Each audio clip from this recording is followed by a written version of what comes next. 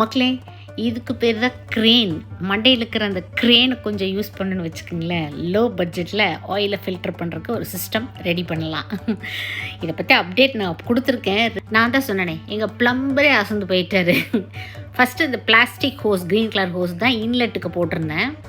அது வந்து பார்த்திங்கன்னா ஃபோல்ட் பண்ணி அது சீக்கிரம் உடஞ்சிச்சு. அதனால தான் இந்த எஸ்எஸ் ஸ்டீல் ஹோஸ் போட்டிருக்கேன். அது மட்டும்தான் கொஞ்சம் காஸ்ட்லி. மீட்டர் 1500 அந்த மாதிரி. எனக்கு ஒரு 3 மீட்டர் அளவுக்கு அவுட்லெட்டுக்கு வேண்டாம், இன்லெட் மட்டும் போதுன்ட்டு. அவுட்லெட் வந்து ஒரே பொசிஷனில் இருக்கிறனால அது வந்து ஃபோல்டு பண்ணுறதில்ல, அதனால் அது ஒன்றும் உடையிறதில்ல. அக்கா, சூடாக என்ன எப்படிக்கா ஃபில்டர் பண்ணுவீங்க பிளாஸ்டிக் ஹோஸில்? சூடாக எப்படிங்க, பக்கத்துலேயே போக முடியாது பாத்திரத்துக்கிட்ட. நல்லா ஆற வச்சு 1 டே ஃபுல்லாக ஆற வச்சதுக்கு அப்புறம் தான் ஃபில்டர் பண்ண முடியும். நம்மளோட herbal hair growth oil booking details first கமெண்ட்டில் பின் பண்ணியிருக்கேன். வாட்ஸ்அப், வெப்சைட் ரெண்டுலேயுமே நீங்கள் புக் பண்ணிக்கலாம். Stay healthy.